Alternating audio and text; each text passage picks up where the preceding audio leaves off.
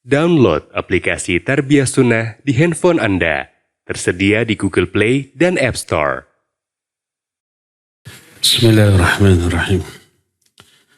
Assalamualaikum warahmatullahi wabarakatuh. Alhamdulillahilladzi arsala rasulahu bilhuda wa dinil haqq liyudhhirahu 'ala ad-dini kullihi walau karihal musyrikun. Wa asyhadu an la ilaha illallah wahdahu la syarika lah iqraran bihi wa tauhidan wa asyhadu anna Muhammadan 'abduhu wa rasuluh sallallahu alaihi wa ala alihi wa ashabihi wa sallama tasliman mazida wa ba'd. Alhamdulillah, di sore hari ini kembali kita berjumpa untuk membahas kitab Mukhtasar Ma'arijil Qabul yang pembahasannya sudah sampai pada rukun iman, dan poin yang sedang kita bahaslah rukun iman yang kelima, itu iman kepada hari akhir. Di antara cakupan iman kepada hari akhir adalah beriman kepada tanda-tanda kiamat.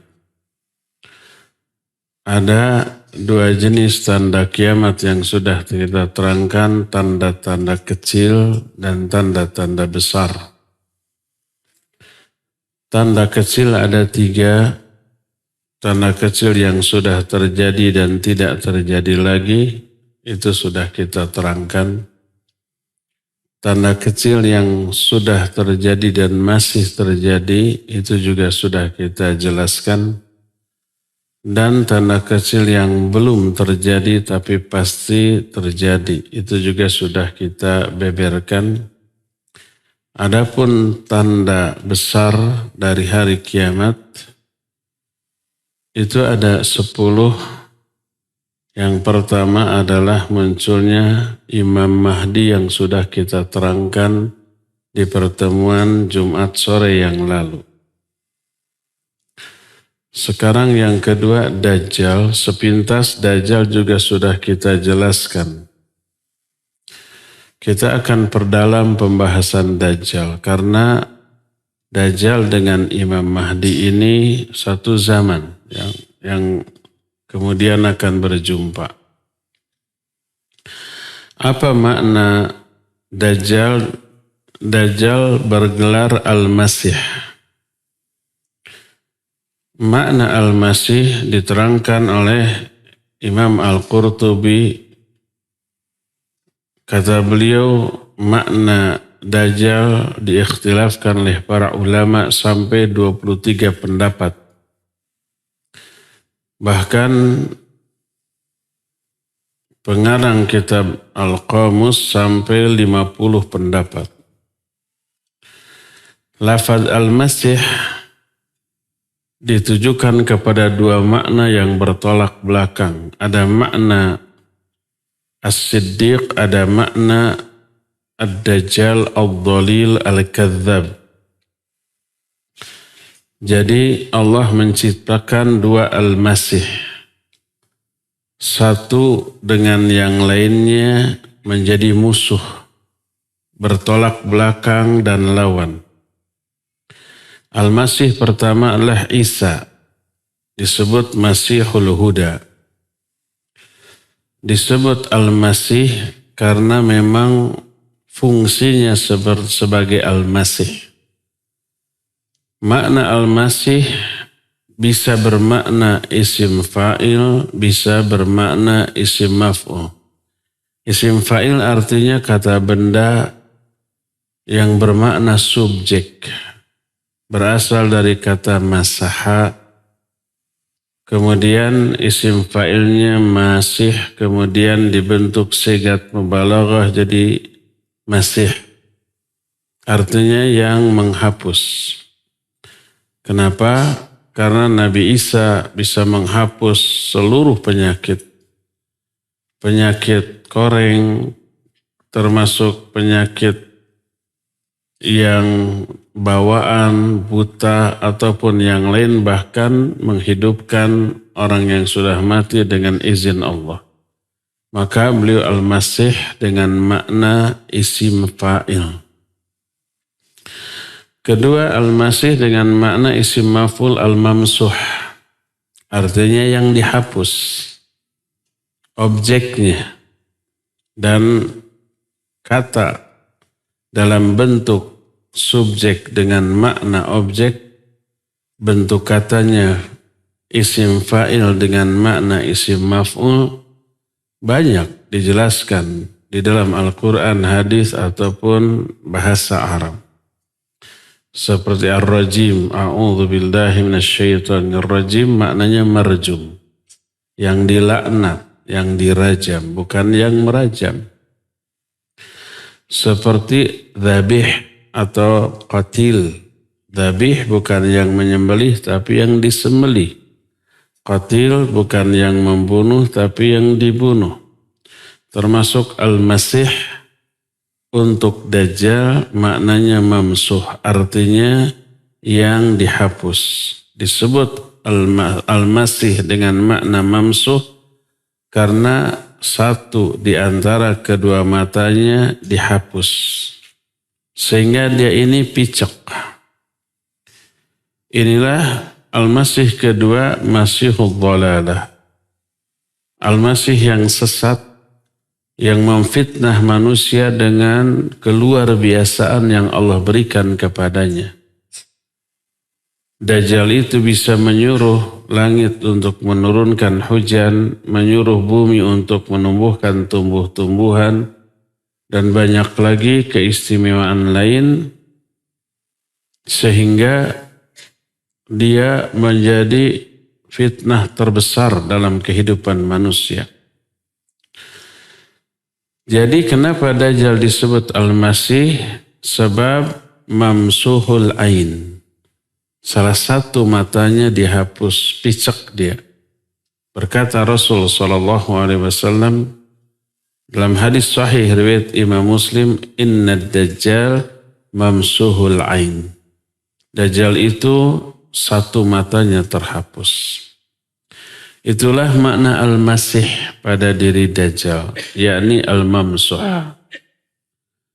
Adapun makna Dajjal berasal dari kata Dajjala.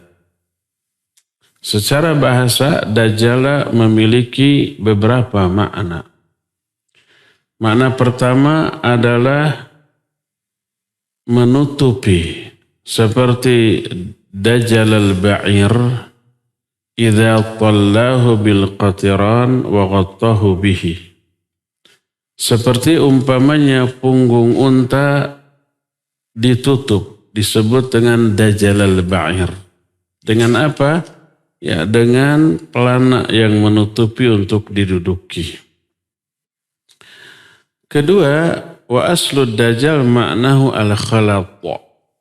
Asal makna Dajjal adalah al-khalat, campur.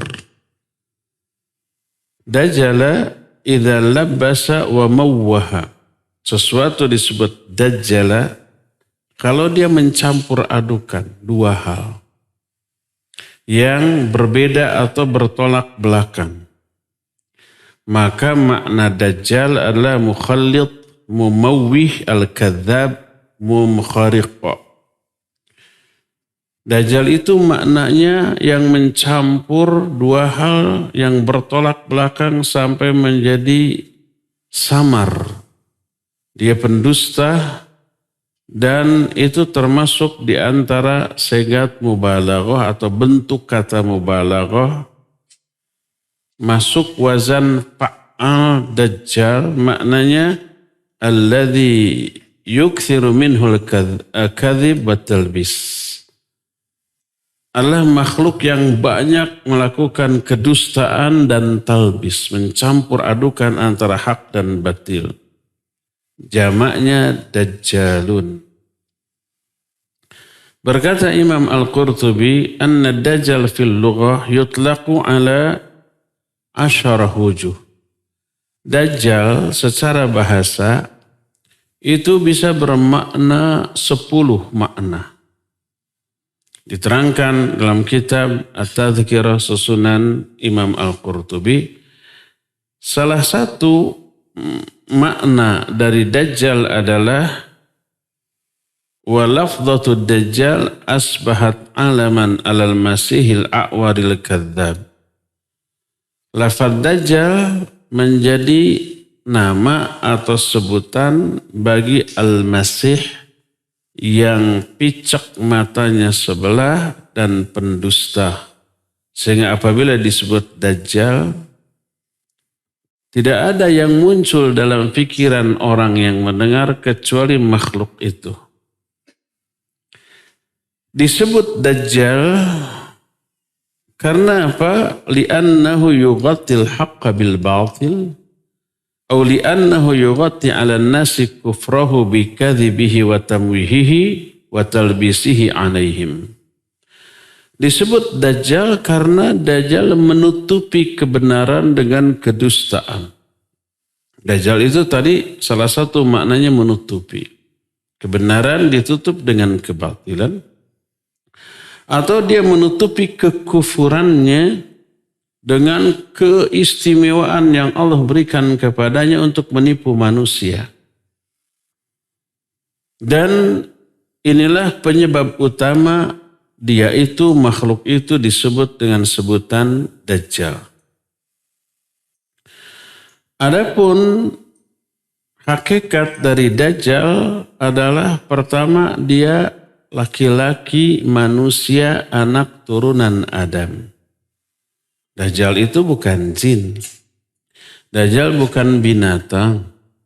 Dajjal bukan monster. Nggak ada monster ya. Makhluk yang ada itu hanyalah malaikat, jin, manusia, binatang, tumbuhan. Sudah. Nggak ada umpamanya dewa-dewi. Nggak ada. Nama ada. Nggak ada siluman. Siluman ya mungkin jin itu. Nggak ada yang namanya monster gitu. Alien nggak ada. Kalau toh ada itu hasil imajinasi hayalan manusia.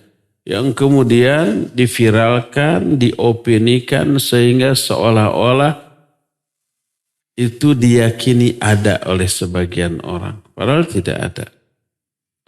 Dajjal itu manusia biasa, anak turunan Adam.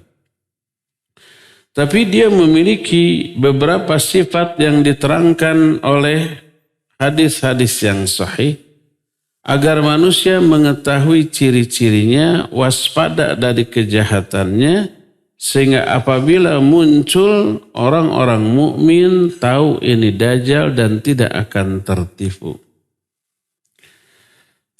Di antara beberapa sifat dari Dajjal yang diterangkan dalam hadis, pertama dia laki-laki. Dajjal bukan wanita. Kedua, dia ini pemuda. Ketiga, ahmar, kulitnya merah.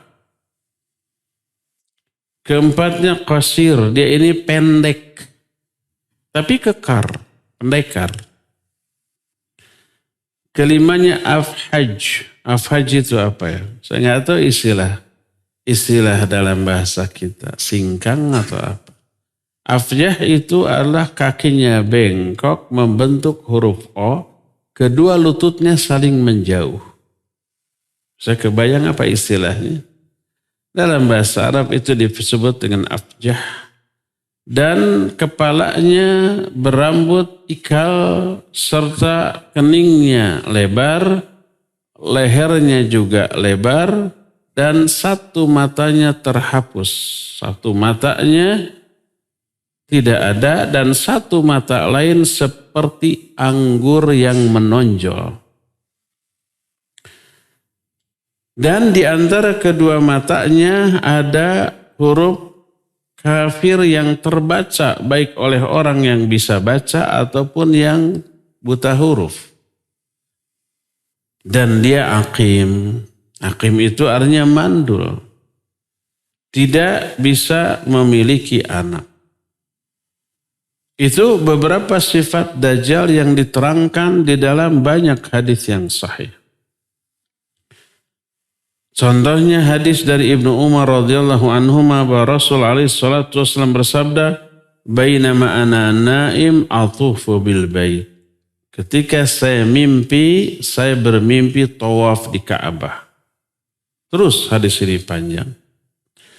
Lalu disebutkan bahwa Nabi SAW dalam mimpinya melihat Nabi Isa bin Maryam, kemudian melihat Dajjal beserta sifatnya.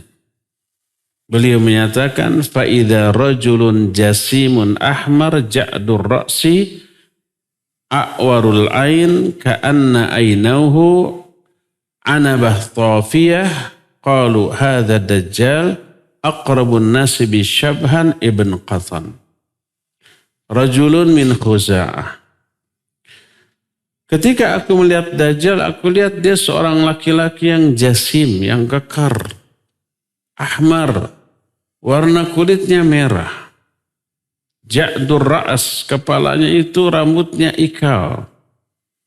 A'warul ain, dia pecak matanya sebelah. Dan mata yang ada seolah-olah anggur yang menonjol. Lalu dikatakan, inilah Dajjal. Dan manusia yang mirip dengan Dajjal di masa Nabi SAW adalah Ibnu Qatan. Ibnu Qatan ini nama aslinya Abdul Uzza bin Qatan bin Amr. Disebut Abdul Uzza, hamba dari Uzza, sesembahan yang disembah oleh orang Quraisy. Dia dari kalangan Banil Mustaliq dari Khuza'ah. Ibunya namanya Halah binti Khuwailid. Dan siapa Ibnu Qatan ini seorang sahabat. Dia muslim. Sebagaimana perkataan Ibnu Qatan kepada Nabi SAW ketika mengetahui dirinya mirip Dajjal secara fisik. Kata Ibnu Qatan, ayadurruni shibhuhu, apakah kemiripan aku ini akan memberi madarat kepadaku? Apakah kemiripan Dajjal dengan aku akan memberi madarat kepadaku? Dijawablah, tidak. Anta muslim wa huwa kafir. Karena engkau muslim sedangkan Dajjal ini kafir. Itu yang mirip dengan Dajjal namanya Ibnu Qatan, tapi dia seorang sahabat. Hadis tersebut ada dalam kitab Sahih Bukhari dan juga Sahih Muslim dengan sanad yang sahih. Riwayat lain masih dari Ibnu Umar radhiyallahu anhuma, anna Rasul sallallahu alaihi wasallam dzakara ad-Dajjal baina dhahrani nas faqal inna allaha laysa bi'awar ala wa innal masih ad-dajjal a'warul ainil yumna. Sesungguhnya Allah, ketika Nabi SAW berada di tengah-tengah manusia, beliau menjelaskan tentang Dajjal. Kata beliau, sesungguhnya Allah tidaklah picek. Ingatlah bahwa Al-Masih ad-Dajjal picek, mata kanannya tidak ada. Hadis ini diriwayatkan juga oleh Imam Bukhari dan Imam Muslim. Dalam hadis lain Nawas bin Sam'an radhiyallahu an berkata Nabi SAW, innahu syabun qatatun. Sesungguhnya Dajjal ini seorang pemuda yang qatat. Makna qatat syadidu ja'udati sya'ar. Yang sangat ikal rambutnya. Dan disebutkan ka'anni ushabbihu bi Abdul Uzza bin Qatan, seolah-olah saya merasa dia ini mirip dengan Abdul Uzza bin Qatan. Dan banyak lagi hadis-hadis lain yang menjelaskan tentang ciri-ciri fisik Dajjal seperti yang tadi diterangkan. Dan Dajjal ini merupakan fitnah terbesar sepanjang sejarah kehidupan manusia. Tak ada fitnah yang lebih besar daripada itu. Sebagaimana diterangkan dalam hadis Imran bin Husain radhiyallahu an. Aku mendengar Rasul SAW bersabda, ma baina khalqi Adam ila qiyamisah khalqun akbaru minad Dajjal. Tidak ada antara diciptakannya Adam dengan terjadinya kiamat makhluk yang lebih besar dibanding Dajjal. Maksud makhluk di sini adalah manusia. Yang dimaksud dengan lebih besar maksudnya bukan ukuran tubuhnya, tapi fitnahnya. Karena ukuran tubuh Nabi Adam lebih besar daripada Dajjal. Kalau Nabi Adam tingginya itu 60 hasta. Satu hasta itu hampir setengah meter. 46, sekian senti gitu. Jadi kalau 60 hasta hampir paling sekitar 28 meter tingginya Nabi Adam. Masuk ke masjid ini nggak akan cukup. Tuh ya, tinggi masjid ini berapa? 4 meter paling. Nggak masuk Nabi Adam ke sini. Secara fisik Nabi Adam lebih besar daripada Dajjal. Sehingga para ulama menyimpulkan khalqun akbaru minad Dajjal, tidak ada makhluk yang lebih besar daripada Dajjal, maknanya adalah fitnah yang ditimbulkan. Hadis ini sahih diriwayatkan oleh Imam Muslim. Ada kisah tentang orang yang dicurigai Dajjal di zaman Nabi SAW. Orang ini namanya Ibnu Sayyad. Ada yang menyebut Ibnu Sa'id. Kisahnya panjang tentang Ibnu Sayyad. Tapi salah satu di antara dialog yang menjelaskan tentang ciri-ciri Dajjal setelah Nabi SAW wafat, sahabat ini masih curiga ke Ibnu Sayyad, jangan-jangan dia Dajjal. Termasuk di antaranya Abu Sa'id Al-Khudri radhiyallahu an, suatu saat dia ini berombongan dari Madinah ke Mekah untuk menunaikan haji. Ibnu Sayyad tinggal di Madinah. Dia ikut rombongan haji dengan Abu Sa'id. Di jalan berhenti untuk istirahat. Orang-orang biasa cari tempat-tempat agak jauh berpencar untuk istirahat. Abu Sa'id berpencar dekat dengan Ibnu Sayyad sehingga dia ngeri. Jangan-jangan ini Dajjal. Salah satu dialognya. Dan Ibnu Sayyad merasa bahwa dia dicuriga sebagai Dajjal oleh Abu Sa'id. Lalu dia yakinkan Abu Sa'id. Kata Dajjal, alasta sami'ta Rasul sallallahu alaihi wasallam yaqul innahu la yuladu lahu? Bukankah engkau pernah mendengar Nabi sallallahu alaihi wasallam berkata bahwa Dajjal itu tidak memiliki anak? Dijawab ya, sedangkan aku punya anak. Dajjal tidak bisa masuk ke Madinah, tidak bisa masuk ke Mekah. Sedangkan aku tadi keluar dari Madinah dan sekarang menuju Mekah. Aku Muslim, Dajjal kafir. Dajjal gak punya anak, aku punya beberapa anak. Kenapa masih curiga aku sebagai Dajjal? Ini salah satu di antara dialognya. Hadis ini sahih diriwayatkan oleh Imam Muslim dengan sanad yang sahih. Berdasarkan hal itulah maka sifat-sifat fisik dari Dajjal sudah diterangkan oleh Rasul Sallallahu Alaihi Wasallam sehingga apabila dia muncul pada masanya, setiap mukmin yang berilmu mengetahui dari ciri-cirinya bahwa ini adalah Dajjal laknatullahi alaih. Apakah Dajjal ini ada sekarang, sudah hidup? Maka sebelum menjawab pertanyaan ini, para ulama kemudian menjelaskan tentang kisah Ibnu Sayyad. Ibnu Sayyad ini kisahnya ini panjang, lebar, dan banyak kisah-kisah yang menegangkan sekaligus lucu. Karena panjangnya dan tak cukup waktu bagi kita untuk merangkan selama setengah jam, kita skip tentang cerita Ibnu Sayyad. Nanti diterangkan Jumat yang akan datang.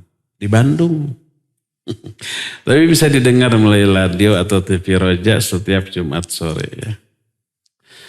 Jadi pengajian tentang ini biasanya di Masjid Agung Al-Ukhwah Bandung. Tapi karena untuk pekan sekarang saya silaturahmi ke Banten ya dibahas di sini. Tapi dari manakah Dajjal muncul? Dajjal muncul dari arah timur. Maksudnya timur Madinah. Apa Indonesia termasuk timur Madinah? Iya. Kita berada di sebelah timur kota Madinah kan. Tapi kemunculan Dajjal di satu negara atau tempat yang disebut dengan sebutan Khurasan. Sebuah negeri yang luas di arah timur. Yang sekarang ini mencakup beberapa negeri. Di antara negeri Naisabur, negeri Hurrah, negeri Marwi, Balkh, dan yang lain-lain. Sebagaimana yang disebutkan dalam kitab Mu'jamul Buldan. Dan itu tempat komunitas Yahudi Asbahan muncul mulai dari sana. Kemudian diikuti oleh seluruh penduduk Yahudi Asbahan. Kemudian dia berjalan ke seluruh penjuru dunia. Tak ada satu negara pun kecuali dimasuki dan dikuasai kecuali Mekah dan Madinah. Selain Mekah dan Madinah diinjak, dimasuki, dikuasai. Termasuk Banten, iya. Cilegon, iya. Termasuk dikuasai. Kecuali Mekah dan Madinah. Tidak bisa dimasuki oleh Dajjal karena dijaga oleh para malaikat dengan menghunus pedang. Dalam hadis yang diterima dari Fatimah binti Qais radhiyallahu anha, Nabi SAW berbicara tentang Dajjal. Kata beliau, ala innahu fi bahri Syam au bahri Yaman. La bal min qibalil masyriq ma huwa min qibalil masyriq ma huwa. Kata Nabi SAW, ketahuilah, Dajjal ini sekarang ada di lautan Syam atau di lautan Yaman. Dia berada di sebelah timur sambil berisyarat dengan tangannya ke arah timur. Dalam hadis yang diterima dari Abu Bakar As-Siddiq radhiyallahu an, Rasul alaihi salatu wasallam bersabda, "Ad-Dajjal yakhruju min ardin bil masyriq yuqalu laha Khurasan."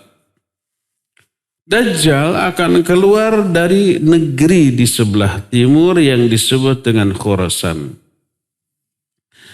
Dan inilah tempat awal keluarnya Dajjal.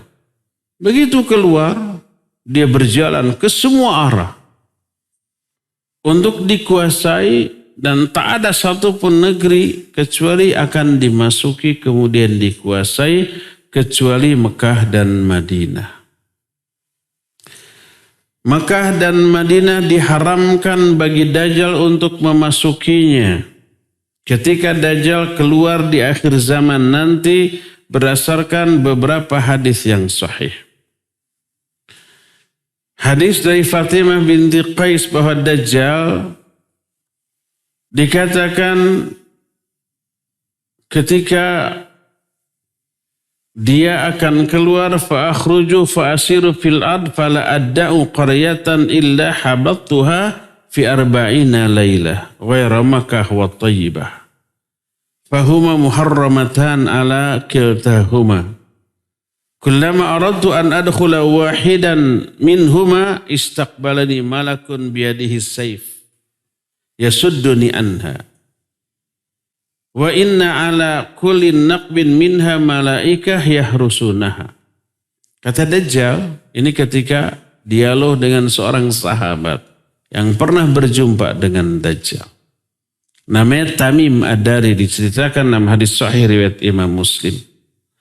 Nanti kisah Tamim Ad-Dari akan diceritakan secara lengkap di Bandung, kan di sini.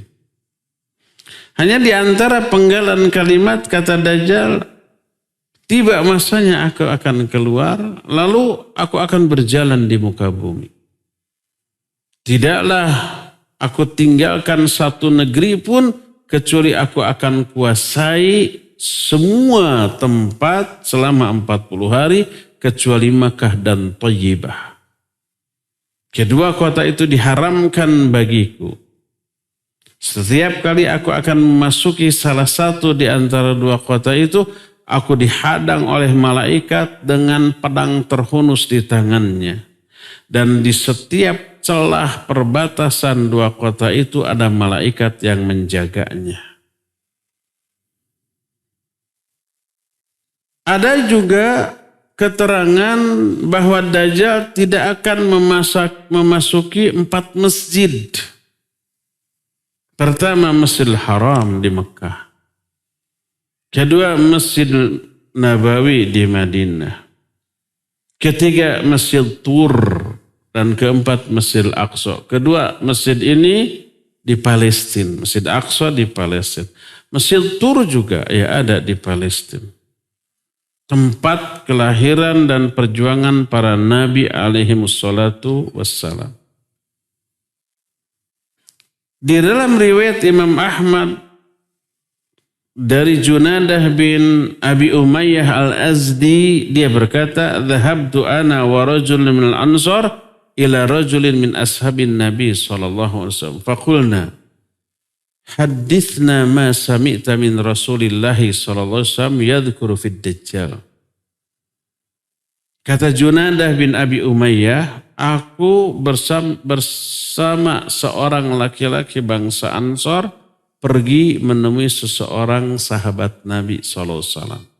Junadah ini seorang tabi'in. Nabi sallallahu alaihi wasallam sudah wafat. Tapi sahabat berapa orang ada yang masih hidup. Aku pergi dengan kawanku ke sahabat itu, lalu kami berkata, ceritakan kepada kami apa yang engkau dengar dari Rasul SAW ketika menceritakan Dajjal.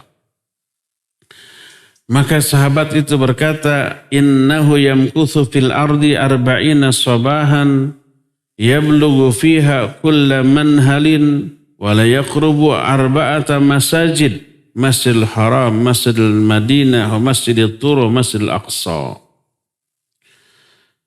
Kata sahabat ini, Dajjal akan tinggal di muka bumi selama 40 hari. Dia akan menjangkau setiap tempat di muka bumi, tapi dia tidak bisa mendekati 4 masjid. Pertama, Masjidil Haram di Mekah. Kedua, Masjid Madinah, Masjid Nabawi. Ketiga, Masjid Tur. Dan yang keempat, Masjid Al-Aqsa. Berkata Imam Ibn Hajar Al-Haythami dalam kitab Majma'uz Zawaid setelah meriwayatkan hadis ini, rawahu Ahmad wa rijaluhu rijalus sahih. Hadis ini diriwayatkan oleh Imam Ahmad dan rijalnya semuanya rijal yang sahih. Perawi dari hadis ini semuanya adalah perawi yang sahih. Dalam Sahih Bukhari dan Sahih Muslim, Nabi SAW melihat seorang laki-laki. Ciri-cirinya persis Dajjal. Kepalanya itu ikal rambutnya. Matanya picek. Kemudian kedua tangannya sedang diletakkan di kedua bahu seseorang. Dia sedang tawaf di Ka'bah. Kemudian Nabi SAW berkata, siapa dia? Para sahabat menjawab, innahul masihud dajjal. Dia itu al-masihud dajjal. Karena apa? Ciri-cirinya persis. Terus dijawab oleh Nabi SAW, bi anna muni ad-dajjal min dukhuli Makkah wal Madinah innama yakunu inda khuruji fi akhir zaman. Kata Nabi SAW, Dajjal itu terlarang untuk memasuki kota Mekah dan Madinah dan nanti akan keluarnya di akhir zaman. Dan ini menunjukkan bukan ini Dajjal. Ini riwayat dalam kitab Sahih Muslim. Dan ini menunjukkan beberapa keterangan yang berkaitan dengan Dajjal, bahwa Dajjal akan keluar dari arah timur, tepatnya di negeri Khurasan. Seluruh dunia dikuasai kecuali Mekah dan Madinah, dan 4 masjid tidak bisa dimasuki, yaitu Masjid Nabawi, Masjidil Haram, Masjid Tur, dan Masjid Al-Aqsa. Lalu siapa pengikut Dajjal? Kebanyakan pengikut Dajjal bangsa Yahudi dan para wanita bangsa Arab. Kebanyakannya demikian. Sebagaimana diterangkan dalam hadis yang diterima dari Anas bin Malik, diriwayatkan oleh Imam Muslim, berkata Rasul SAW, yatba'ud Dajjal min Yahudi Asbahan sab'una alfa. Akan mengikuti Dajjal dari bangsa Yahudi Asbahan sebanyak 70.000 orang. Kemudian di dalam hadis lain yang diterima dari Abu Bakar As-Siddiq, yatba'uhu aqwamun ka'anna wujuhahum al-majan al-mutraqah. Dajjal ini akan diikuti oleh beberapa kaum. Wajah mereka itu seperti wajan yang dipermak, yang dipalu.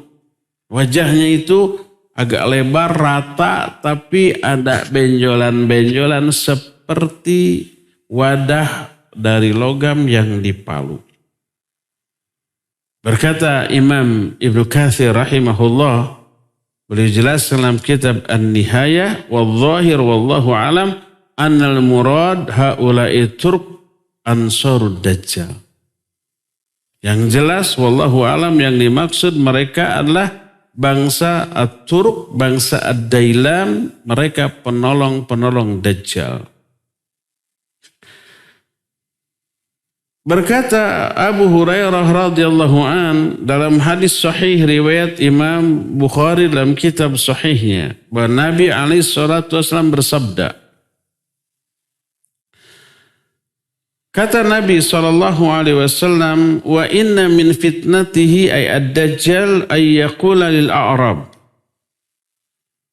ara'aita in ba'athtu laka abaka wa ummak atashhadu anni rabbuk fayaqul na'am fayatamathalu lahu syaitanan fi surati abihi wa ummi fayaqulan ya bunayya ittabi'hu fa innahu rabbuk. Di antara fitnah Dajjal, katakanlah kesaktian Dajjal. Dia akan berkata kepada salah seorang orang Arab. Orang Arab ini sudah yatim piatu. Tidak ada lagi orang tua yang sudah mati. Kata Dajjal, bagaimana pendapatmu bila aku hidupkan lagi ayah dan ibumu? Apakah kamu bersaksi bahwa aku Tuhanmu? Orang itu menjawab iya. Lalu datanglah dua setan, 2 ekor. 2 setan yang menjelma menjadi ayah dan ibu orang itu. Nyamar, menampakkan diri dalam bentuk ayah dan ibu bagi orang itu, lalu berkata, wahai anakku, ikuti dia karena dia adalah Tuhanmu. Hadis ini terdapat dalam kitab Sunan Ibnu Majah dalam Kitabul Fitan bab Fitnatud Dajjal wa Khuruju Isa bin Maryam, dan hadis ini sahih sebagaimana diterangkan dalam kitab Sahih Al-Jami'us Shaghir. Dan di antara fitnah Dajjal yang lain adalah Dajjal itu memiliki surga dan neraka. Yang kelihatannya surga sebenarnya neraka, yang kelihatan neraka sebenarnya surga. Dan dia memiliki sungai-sungai yang bisa dia perintahkan.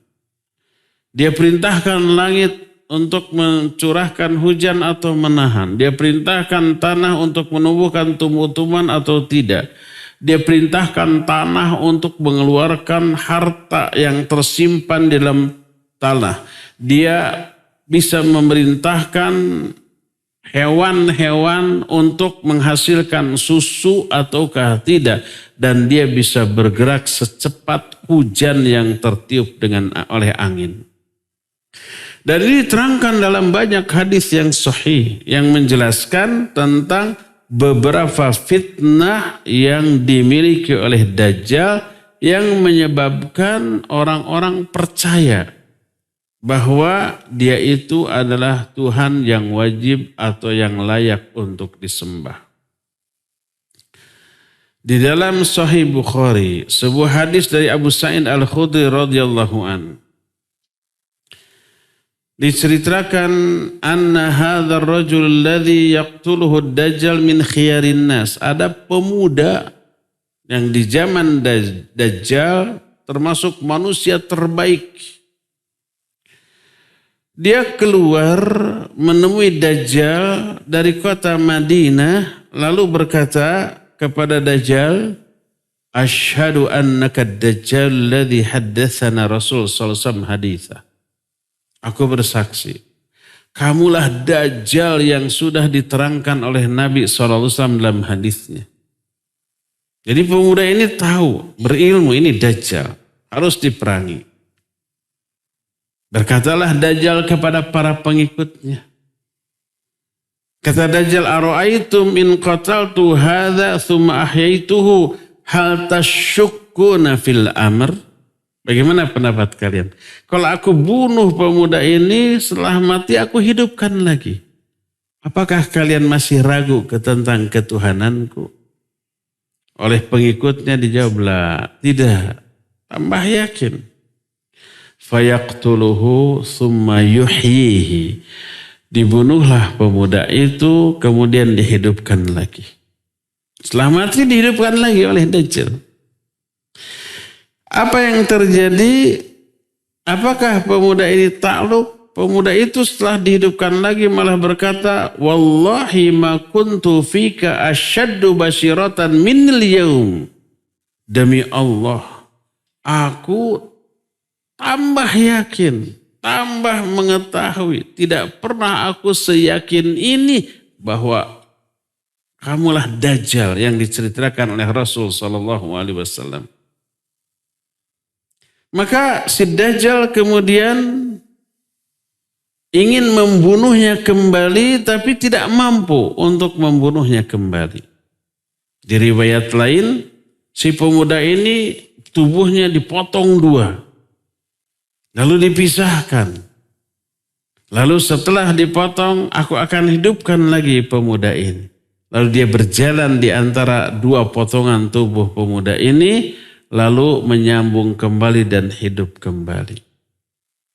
Setelah hidup lagi, pemuda ini malah menyatakan, demi Allah aku tambah yakin bahwa kamulah Dajjal. Ketika si Dajjal mau membunuh untuk yang kedua kali, tidak mampu. Akhirnya dia ambil tangan dan kakinya, kemudian beleber. Ini pemuda dilemparkan ke dalam api yang dimiliki oleh Dajjal untuk dibakar.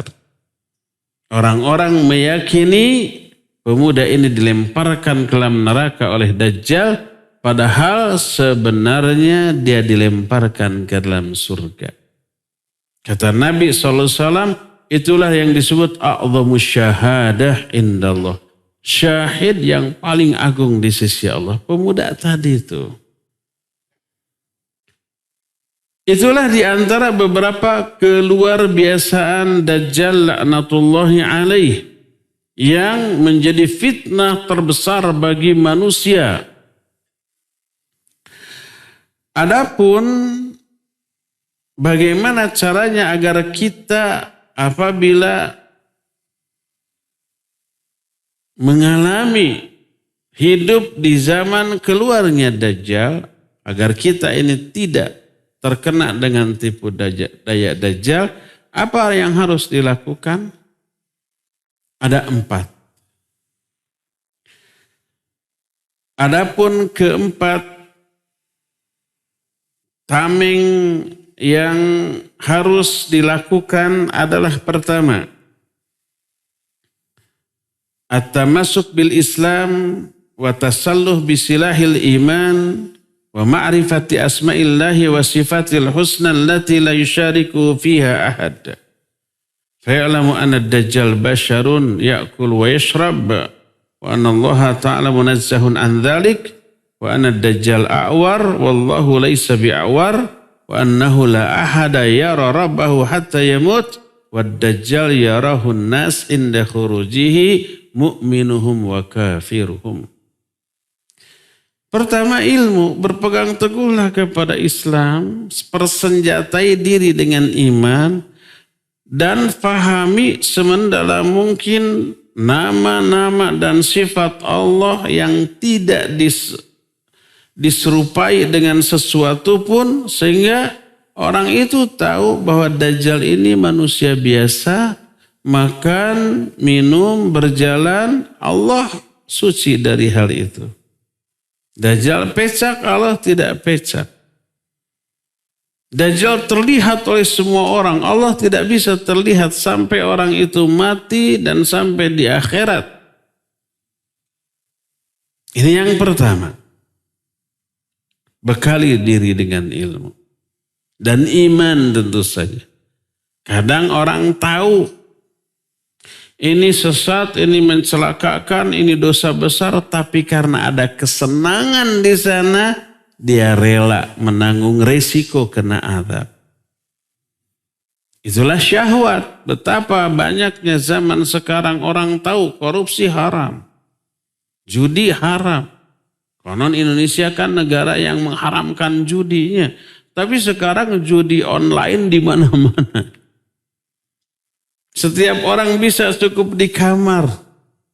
Dan yang masang itu bukan orang-orang kaleng-kalengan, pejabat gitunya. Sampai miliaran rugi. Tahu itu dosa? Tahu. Tahu itu haram? Tahu. Kenapa dilakukan? Ada unsur kesenangan. Kalau tahu itu haram tapi masih berani melakukannya dengan risiko terkena azab, orang ini berisiko menjadi pengikut Dajjal. Tahu ini Dajjal, nggak apa-apa. Yang pentingnya menjadi pengikutnya menyenangkan. Sebab nanti Dajjal itu punya surga dan neraka. Para pengikutnya akan sejahtera, makmur. Dia menyuruh langit menurunkan hujan, menyuruh tanah untuk menumbuhkan tanam-tanaman, menyuruh tanah untuk mengeluarkan harta simpanannya, menyuruh binatang untuk mengeluarkan susunya, untuk para pengikutnya sejahtera. Sedangkan orang yang ingkar kepada ajakan Dajjal, maka hartanya dihancurkan. Tanahnya gersang, tak ada tanaman yang tumbuh, tak ada hujan yang menetes, kelaparan. Tahan nggak dengan ujian seperti itu? Maka orang yang zaman sekarang tidak bisa menahan diri dari hal yang haram. Tahu itu haram tapi demi kesenangan dia lakukan. Beresiko ketika Dajjal turun, ketika Dajjal keluar dia akan menjadi pengikutnya.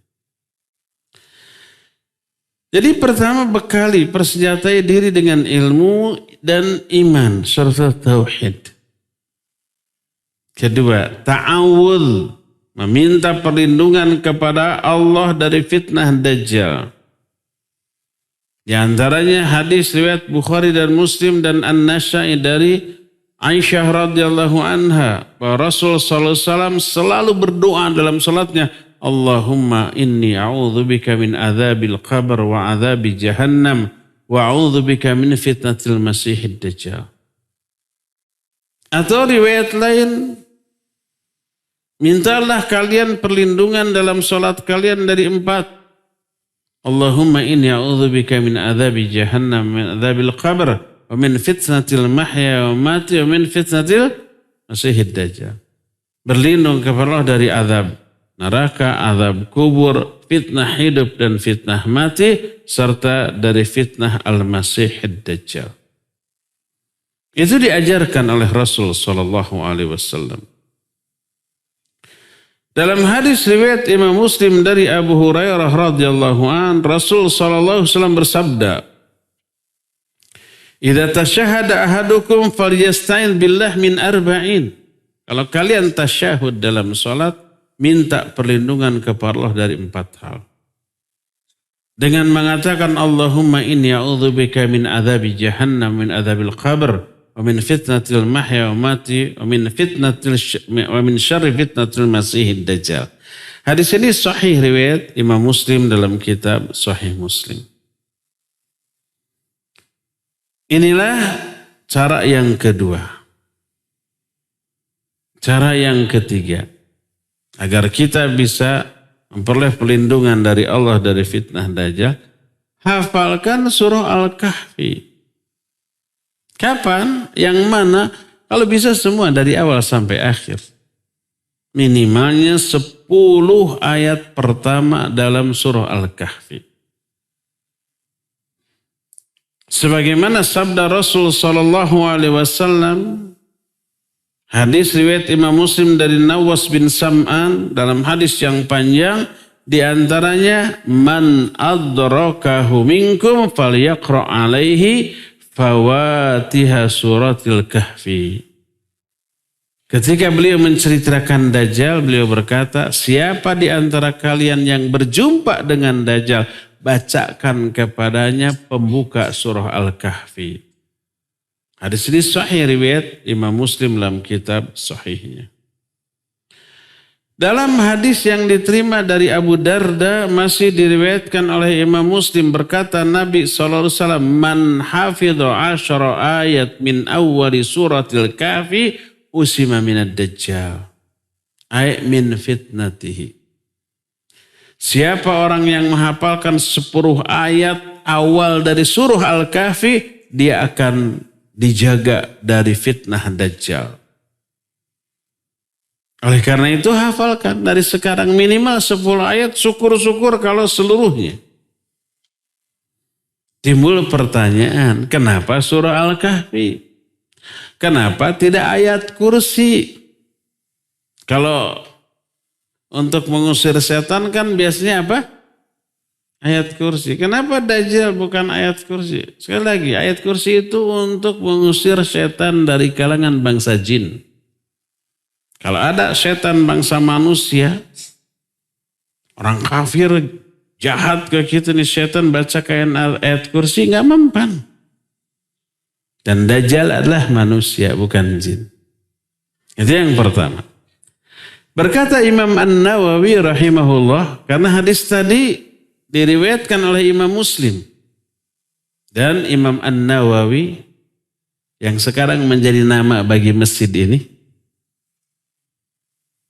itu mensyarah hadis-hadis yang terdapat dalam kitab Sahih Muslim. Beliau berkata, menerangkan apa sebabnya dibacakan surah Al-Kahfi.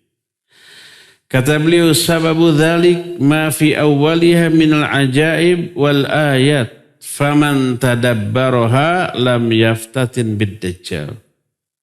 Wa kadzalika akhiruha qaulu ta'ala afahasibal ladzina kafaru ayattakhidhu. Sebabnya kenapa dibacakan awal surah Al-Kahfi? Karena awal surah Al-Kahfi berisi tentang keajaiban.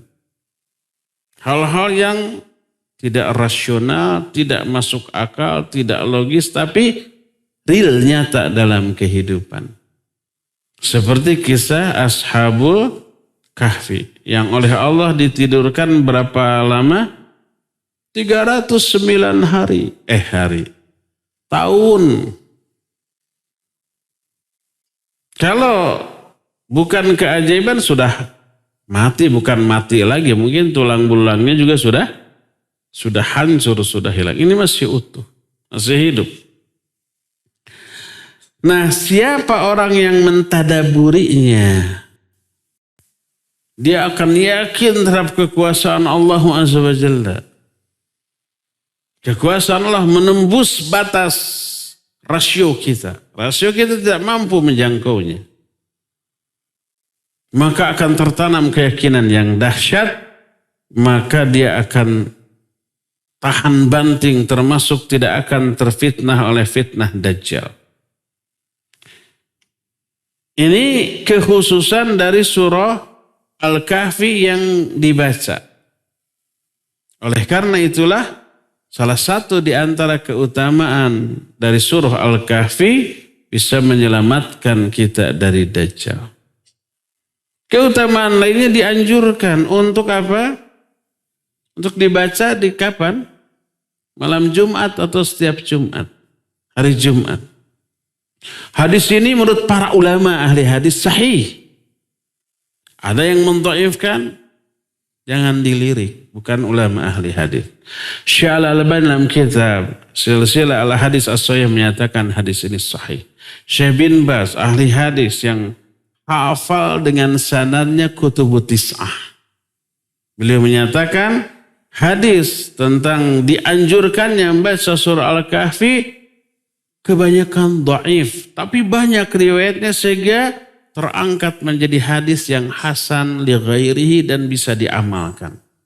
Termasuk Imam Syafi'i rahimahullah sangat menganjurkan untuk membaca surah Al-Kahfi di malam Jumat dan hari Jumat. Ikuti ijtihad para ulama. Ikuti pensahihan para ulama ahli hadis tentang hadis ini. Kalau ada rombongan ustadz, level ustadz menyatakan ini dhaif, nggak bisa dipakai, sehingga tidak sunnah membaca surah Al-Kahfi hari Jumat, kita ikut saja ulama. Di antaranya hadis riwayat Al-Hakim dari Abi Sa'id Al-Khudri radhiyallahu an berkata Nabi SAW, "Inna man qara'a surat Al-Kahfi yaumal jum'ah adha'a lahu minan nur ma bainal jumu'atain." Sesungguhnya siapa orang baca surah Al-Kahfi hari Jumat, dia akan diterangi oleh cahaya antara dua Jumat. Al-Hakim meriwayatkan hadis dalam kitab Al-Mustadrak, lalu berkata, "Hadza hadisun sahihul isnad walam yukhrijah." Hadis ini sanadnya sahih sekalipun Imam Bukhari dan Imam Muslim tidak mengeluarkannya, tidak meriwayatkannya. Berkata Imam Az-Zahabi, beliau termasuk yang menuntun, mendukung persahihan Al-Hakim tentang hal ini. Berkata Syekh Al-Albani rahimahullah, sahih. Hadis ini sahih yang beliau jelaskan dalam beberapa kitab. Dalam kitab Irwaul Ghalil ada penjelasan ini. Dalam kitab Sahih Al-Jami'us Shaghir ada tentang kesahihan hadis ini. Dan beliau ahlinya di zaman kini tentang masalah hadis.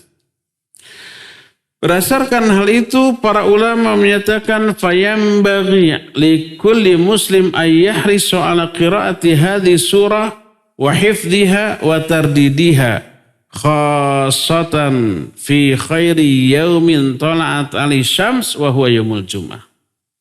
Hendaklah setiap muslim bersungguh-sungguh membaca surah ini, menghafalkannya, mengulang-ulangnya, khususnya di sebaik-baik hari yang di hari itu matahari masih terbit, yaitu hari Jumat. Inilah yang ketiga. Cara menyelamatkan diri dari Dajjal yang ketiga adalah apa? Membacakan surah Al-Kahfi.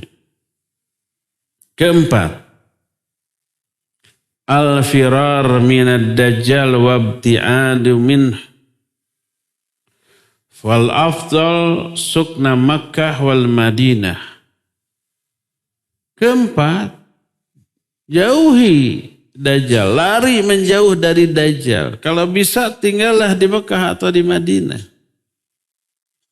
Kalau enggak, kita lagi di Indonesia sudah tersebar berita Dajjal keluar. Nggak bisa ke Mekah ke Madinah. Karena harus pakai pesawat. Beli tiketnya butuh waktu. Apply visanya. Bagi yang belum paspor harus bikin dulu paspor gitu ya. Bikin, Dajjal semua umpamanya. Pas ke bandara, penjaganya udah pengikut Dajjal. Bisa begitu. Apa yang terjadi? Lari. Jauhi. Terdengar Dajjal ada di Jakarta. Lari. Ke Bandung, jangan ke Banten. Sebab Banten dekat dengan Jakarta. Ngejar ke Bandung, lari ke Garut, ke Tasik. Terus begitu. Jauhi. Kalau bisa, tinggallah di kota Madinah. Jangan coba-coba, kesempatan emas nih Dajjal, saya akan perangi. Kan ada hadis, ada pemuda tadi. Siapa tahu saya pemuda itu. Jangan. Karena apa? Fitnah luar biasa dahsyat sementara hati kita lemah. Maksud hati memerangi, begitu ketemu akhirnya tunduk menjadi pengikutnya. Dan ini sudah diwanti-wanti oleh Rasul SAW. Kata Nabi SAW hadis yang diterima dari Imran bin Husain radhiyallahu an.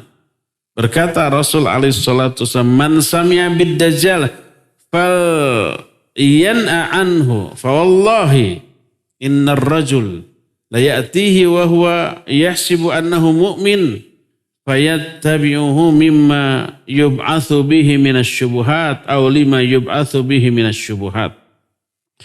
Siapa orang yang mendengar berita tentang Dajjal, cepat menghindar, menjauh darinya. Sebab demi Allah ada orang mendatangi Dajjal ketika keluarnya Dajjal, bertekad memeranginya, dia yakin dirinya ini mukmin, tapi ketika berjumpa dengan Dajjal dia menjadi pengikutnya karena syubhat yang diberikan oleh Dajjal kepada orang ini. Akhirnya tunduk menjadi pengikutnya. Hati ini lemah sedangkan fitnah dahsyat menyambar. Inilah 4 cara agar terbebas dari Dajjal. Yang pertama adalah tadi, bekali diri dengan ilmu, dengan iman, dengan amal soleh. Kedua, ta'awudz, meminta perlindungan kepada Allah dari Dajjal. Ketiganya apa tadi? Membaca surah Al-Kahfi, dan yang keempat menghindar. Kalau bisa tinggallah di Mekah dan Madinah. Kalau kita pas lagi haji umrah ada di Mekah dan di Madinah, terus ada berita Dajjal keluar, udah jangan pulang. Di sana saja sudah. Diusir oleh askar, visanya habis, bilang ada Dajjal. Gitu. Lebih baik di penjara di Mekah dan di Madinah daripada keluar lalu nanti menjadi ikut Dajjal. Nah, ini beberapa kesaktian dari Dajjal. Adapun kisah Dajjal dengan Ibnu Sayyad, ya, tentu terus bagaimana Dajjal ini nanti bisa binasa. Bagaimana pertemuan Dajjal dengan Imam Mahdi dan Nabi Isa, itu bahasan yang kita akan jelaskan di pertemuan yang akan datang. Untuk sekarang cukup sampai di sini dan kita buka sesi tanya jawab. Biasanya untuk Jumat sore untuk pendengar dan pemirsa Roja TV dan Roja Radio. Tapi untuk saat ini karena perangkatnya tidak tersedia, maka dikhususkan untuk jamaah yang ada di sini. Kalau ada pertanyaan dan pertanyaan mudah insya Allah dijawab. Kalau susah nggak akan dijawab. Kalau tidak ada pertanyaan ditutup langsung. Silakan kalau ada yang mau bertanya bisa tulisan, bisa langsung ngacung juga boleh. Saya pernah mendengar riwayat Ustaz, Rasulullah pernah mengkhawatirkan umatnya dengan sebuah yang lebih ditakuti daripada Dajjal, yaitu syirik. Nah kemudian syirik kecil. Bagaimana kita mengkorelasikan riwayat ini dengan penjelasan yang tadi Ustaz? Tayyib, barakallahu fiik. Hadis tadi bukan lebih dikhawatirkan dari Dajjal, tidak menyebut Dajjal. Beliau hanya berkata, Inna akhwafa ma akhafu ala ummati asyirkul asghar. Sesungguhnya yang paling aku khawatirkan atas umatku adalah syirik kecil.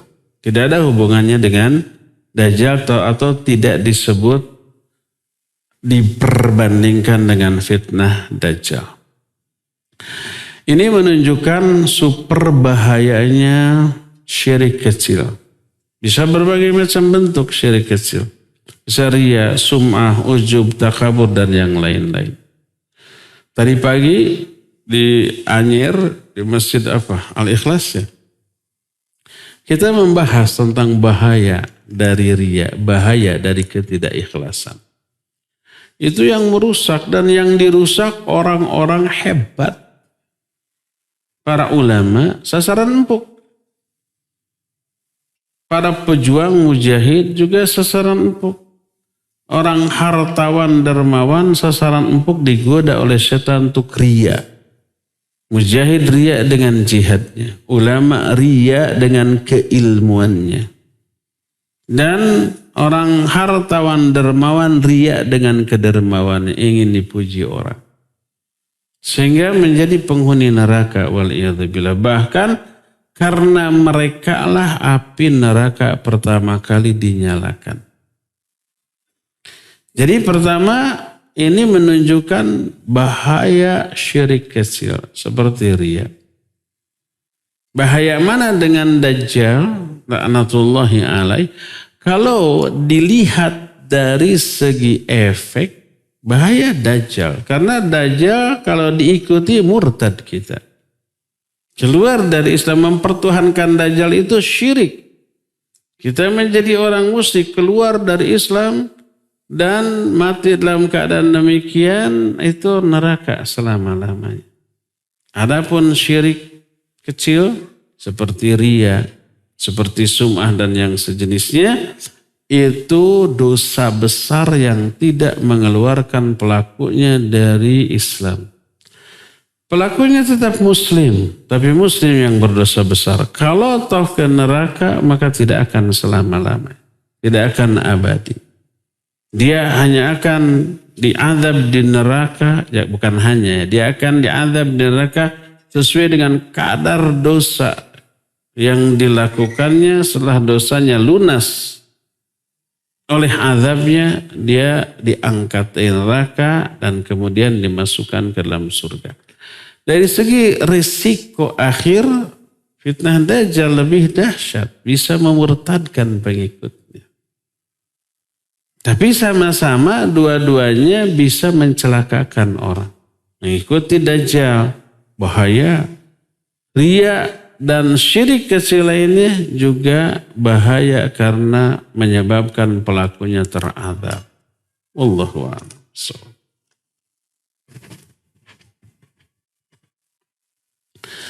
Assalamualaikum Ustaz. Waalaikumsalam warahmatullahi.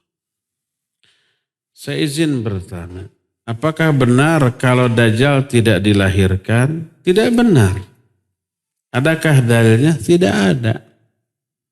Ada dalil bahwa Dajjal itu tercipta dari sperma yang tercecel di tanah, kemudian bercampur dengan tanah, lalu terciptalah Dajjal. Itu enggak benar, riwayatnya palsu tentang. Nanti akan diterangkan asal-usul Dajjal. Kapan nantinya? Mungkin pekan depan di Bandung. Atau dengar di Radio Roja dan TV Roja ya. Yang jelas bahwa dia itu manusia biasa. Seperti umumnya manusia, cuma diberi keluar biasaan yang menjadi fitnah bagi manusia seperti yang tadi diterangkan. Siapa ibunya dan bapaknya tidak dijelaskan dalam riwayat yang sahih. Siapa yang lebih dahulu keluar, Dajjal dulu atau Imam Mahdi dulu? Imam Mahdi duluan. Jadi nanti ada peperangan besar yang melibatkan seluruh manusia di dunia. Muslim dan Nasrani di satu pihak melawan agama-agama lain di dunia. Perang besar. Akhir zaman. Dan ini termasuk tanda kecil dari hari kiamat. Menanglah kaum muslimin dan Nasrani, kalahlah agama lain. Orang Islam mengatakan takbir, Allahu Akbar. Orang Nasrani menyatakan hidup salib. Timbul fanatisme terhadap agamanya masing-masing, perang lagi Islam dengan Nasrani. Menanglah kaum muslimin. Seluruh dunia ini dikuasai oleh Islam. Dan kesejahteraan melimpah di sana. Dipimpin oleh pemimpin seluruh kaum muslimin seluruh dunia yang namanya Imam Mahdi. Nyaris di dunia ini tak ada lagi lawan bagi kaum muslimin di kalangan manusia. Maka baru nanti Allah memunculkan Dajjal sebagai lawan terakhir bagi kaum muslimin. Apapun Nasrani Yahudi apa musuh Islam, tidak. Yang tetap dengan keyakinannya kita tidak paksa karena nggak boleh. Tapi di bawah kekuasaan kaum muslimin. 3 tahun sebelum Dajjal keluar, langit menahan 1/3 dari curah hujannya dan bumi menahan 1/3 dari tumbuh-tumbuhan. 2 tahun sebelum Dajjal keluar, langit menahan 2/3 curah hujannya dan bumi menahan 2/3 dari tumbuhan. Setahun sebelum Dajjal keluar, 1 tetes air pun tidak turun dan 1 tumbuhan pun tidak tumbuh. Gersang di mana-mana. Setahun tuh. Kelaparan, iya. Kehausan, iya. Sampai para sahabat bertanya bagaimana kami makan saat itu ya Rasulullah. Kata beliau, tasbih, takbir, tahmid, pokoknya berzikir bisa mengenyangkan kamu. Setahun lamanya. Lalu muncullah dalam keadaan kelaparan, kehausan, muncul Dajjal membawa makanan, minuman, air dan api. Menawarkan, siapa yang minum airnya dia akan menjadi pengikutnya. Nah jadi Imam Mahdi sudah ada saat itu, ya sudah ada.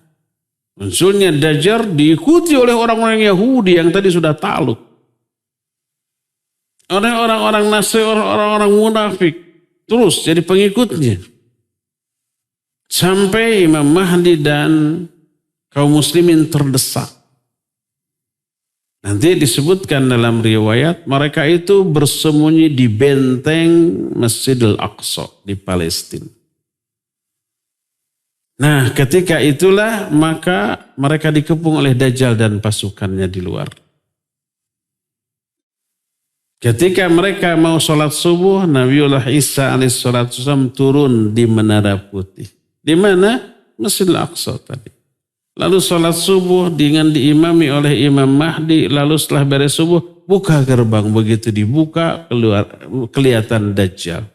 Begitu Dajjal melihat Nabi Isa, tubuhnya meleleh. Seperti melelehnya garam bila ketemu air. Dia lari menghindar. Dikejar oleh Nabiullah Isa. Sampai tiba di satu tempat namanya Babul Lud atau pintu Lud. Nggak bisa lari lagi lalu dibunuhlah mati dengan tombak pendek di sana.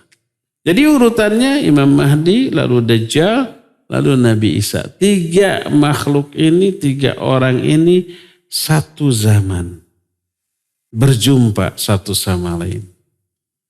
Jadi urutannya Imam Mahdi dulu, Dajjal, baru Nabi Isa, baru Ya'juj dan Ma'juj. Ya, Allahu a'lam bissawab. Assalamualaikum warahmatullahi wabarakatuh. Waalaikumsalam warahmatullahi. Tadi disebutkan bahwa tempat teraman adalah di Makkah dan Madinah ya Ustaz. Bagaimana dengan riwayat yang menyebutkan bahwa Dajjal itu menggetarkan kakinya, menghentakkan kakinya lalu keluarlah orang-orang munafik di Makkah dan Madinah. Terima kasih Ustaz. Assalamualaikum warahmatullahi wabarakatuh. Waalaikumsalam warahmatullahi. Ya, barakallahu fiik. Riwayatnya bukan Dajjal menggetarkan kakinya, bukan. Tapi ketika itu orang munafik juga ikut berlindung dari Dajjal di kota Makkah atau Madinah. Orang munafik campur dengan orang mukmin. Lalu terjadilah gempa. Bukan karena getaran kaki Dajjal. Terjadilah gempa. Gempa yang pertama mengeluarkan 1/3 orang munafik yang ada di dalamnya. Karena takut dengan gempa keluar, udah dimakan tuh oleh Dajjal. Bukan dimakan begini, maksudnya dipengaruhi kemudian menjadi pengikut Dajjal. Daripada mati kena gempa. Masih ada 2/3 tuh. Lalu terjadi lagi gempa, goncangan. Keluar lagi 1/3-nya, jadi 2/3 tuh. Terus terjadi lagi gempa yang ketiga. Keluar semua orang-orang munafik sehingga murni yang terkumpul di Mekah dan Madinah adalah orang-orang mumin. Sudah nggak ada gempa lagi. Riwayat itu benar? Iya benar. Tapi gempanya tidak diakibatkan karena getaran kaki Dajjal. Allah Azza wa Jalla yang mengatur semua itu. Wallahu a'lam bissawab. Ya terakhir ya, mangga. Assalamualaikum warahmatullahi wabarakatuh. Waalaikumsalam warahmatullahi. Ustaz, saya ingin bertanya mengenai itu ya, waktu turunnya Dajjal itu kan sampai matinya itu sekitar 40 hari. Apakah hitungan 40 hari itu sama dengan hitungan pada saat ini gitu? Yang kedua, pada masa turun Dajjal dan datangnya Nabi Isa itu, peperangan apakah tidak memakai sistem peperangan sekarang ini, apa tidak ada lagi sehingga kembali kepada sistem peperangan masa pakai tombak atau pedang gitu? Itu aja. Baik, barakallah. Ada dua pertanyaan. Pertanyaan yang pertama, apa tadi? 40 hari. Apakah 40 hari ini sama dengan hari-hari kita sekarang 24 jam, sehari semalam? Ya, Nabi SAW menyatakan hari pertama keluarnya Dajjal lamanya sama dengan setahun. Hari kedua sama dengan sebulan. Dan hari ketiga lamanya sama dengan lamanya sepekan. Hari keempat sama dengan hari-hari kalian sekarang. Apakah ini maknanya hakiki atau majazi? Hakiki. Bukan saking dahsyatnya terasa sehari itu seperti 1 tahun. Tidak begitu. Benar-benar real. Karena apa? Karena para sahabat kemudian bertanya, bagaimana sholat kami saat itu ya Rasul? Apakah setahun itu cuma 5 kali? Karena sehari lamanya setahun, apakah sholatnya 5 kali? Apa kata beliau? La uqduru laha qadrah. Maknanya, tetapkan seperti jadwal sholat kalian di masa normal. Seperti itu. Nanti kalau ini terjadi, nanti ada fatwa dari para ulama. Tapi semoga kita tidak mengalami Dajjal ini. Bisi gitu, bisi terpengaruh jadi pengikut. Sekarang aja tidak difitnah oleh Dajjal, tapi difitnah oleh Dajjal kecil, kita sudah terpengaruhnya. Dan itu menunjukkan benar. Sehari lamanya 1 tahun. Hari kedua lamanya 1 bulan. Hari ketiga lamanya sepekan. Hari keempat sama dengan hari-hari biasa. Ini yang pertama. Apa yang kedua tadi? Apakah perangnya dengan pedang, tombak, dan panah, kuda? Kemana rudal? Kemana nuklir? Kemana bom, pesawat, gitu ya? Apa tidak bisa tuh si Dajjal itu bom meledak, masa tidak mati? Kan gitu. Ya, riwayat-riwayat yang ada di akhir zaman peperangan itu kembali pakai tombak, pakai pedang, pakai panah dan alat-alat perang seperti di zaman dahulu. Lalu kemana teknologi sekarang? Para ulama menerangkan teknologi yang sekarang sebelum mencapai akhir zaman akan hancur oleh teknologi itu sendiri. Mungkin nanti ada perang dunia ketiga, menghancurkan semuanya. Teknologi hancur, persenjataan, bom, nuklir, pesawat, semuanya hancur. Manusia kembali ke zaman dahulu, membuat lagi pedang, membuat lagi panah, membuat lagi tombak, membuat lagi peralatan perang, kembali ke kuda dan seterusnya. Sehingga peperangan yang terjadi di zaman itu termasuk di zaman Imam Mahdi tidak disebutkan dengan teknologi, dengan bom, dengan pesawat. Tidak, tapi dengan pedang lagi. Dan ini mengisyaratkan kehancuran dunia ketiga karena teknologi. Yang diciptakan oleh manusia itu sendiri menghancurkan kehidupan mereka. Sehingga manusia yang masih tersisa hidup kembali ke zaman baheula. Itulah penjelasan para ulama kontemporer tentang memadukan antara hadis-hadis peperangan di akhir zaman yang dengan kuda, dengan pedang, dengan realita sekarang yang sudah memiliki teknologi tinggi, mencakup bom pesawat dan seterusnya ya. Wallahu a'lam bishawab. Cukup sampai di sini insyaallah. Kita berjumpa kembali untuk pemirsa dan pendengar Radio Roja, radio-radio lain di hari Jumat yang akan datang. Subhanakallahum bihamdik asyhadu an la ilaha illa anta astaghfiruka wa atubu ilaik. Walhamdulillah rabbil alamin. Wassalamualaikum warahmatullahi wabarakatuh.